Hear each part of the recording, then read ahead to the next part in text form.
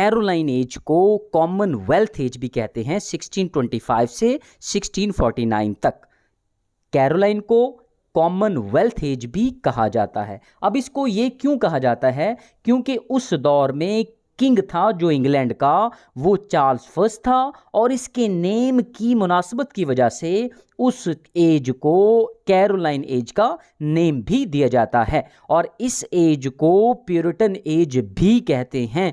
और तीसरा पॉइंट यह है कि कैरोलाइन एज को एज ऑफ पोइट्री भी कहते हैं। अब क्यों कहते हैं?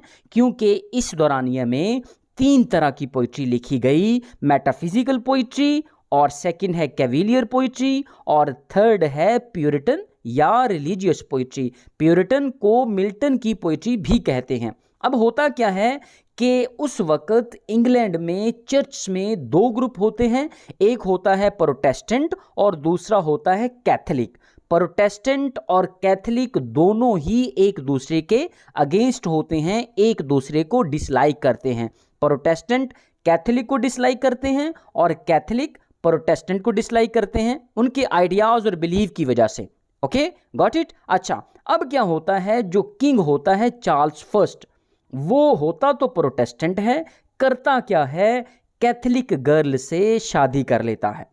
तो यहां पर नॉमिनेट है, जब वो कैथोलिक गर्ल से शादी करता है तो लोग सारे उसके अगेंस्ट हो जाते हैं, तो वहां पर एक वॉर छिड़ जाती है 1642 से लेकर 1649 तक, और 1649 में उसको एग्जीक्यूट कर दिया जाता है, फांसी पर लटका दिया जाता है, और 1649 से लेकर 1660 तक इंग्लैंड का कोई किंग नहीं होता।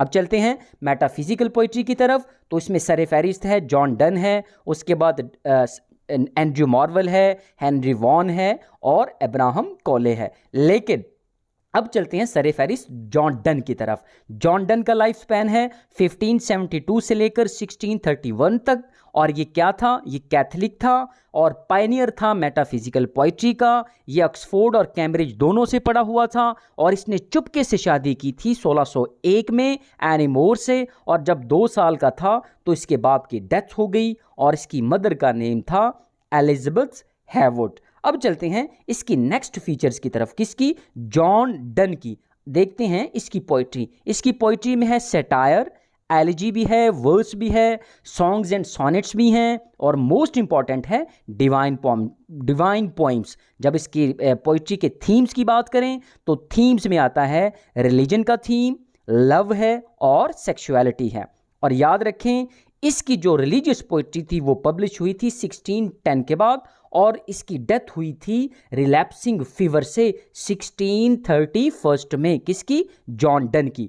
अगर इसके वर्क्स की बात करें तो सबसे पहले आता है लव एंड डिवाइन पोइम्स हैं, वैलिडिक्शंस फॉरबिडिंग मॉर्निंग है, द फ्ली है, द गुड मैरो है, डेथ बी नॉट प्राउड है, द कैनोनाइजेशन है, द सनराइजिंग है, go and catch falling star है, टू हिज मिस्ट्रेस है, द ट्विकनम गार्डन है, द एक्सटेसी है, और last one is sweetest love I do not go is the last work is not last work, here is last work. Okay, अब जो next metaphysical poet है वो है Andrew Marvel.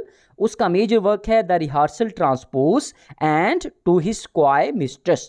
और third number पे आता है हेनरी वॉन। इसका मेजर वर्क है साइलेक्स सेंटिलैन और द रिट्रीट और द वर्ड। और लास्ट पे है अब्राहम कॉले और इसका मेजर वर्क है द मिस्ट्रेस। ओके, अब चलते हैं मेटाफिजिकल पोइट्री कौन सी पोइट्री होती है जिसमें कॉन्सीट होती है, यूनिफिकेशन ऑफ सेंसेस यानी कि थॉट्स और इमोशंस में यूनिटी, और एब्रप्टनेस होती है यानी कि सडन ओपनिंग होती है, और प्लेटोनिक लव होता है, प्योर लव जिसको कहा जाता है, और इसमें विट भी होती है यानी कि आर्टिस्टिक वे में आइडियाज़ को प्रेजेंट करता है, और थॉट्स में क्लैरिटी नहीं होती। किसके? डन के या मेटाफिजिकल पोइट्स जो होते हैं इनके थॉट्स में क्लैरिटी नहीं होती, अनक्लैरिटी होती है। और नंबर 2 पे आता है कैविलियर पोइट।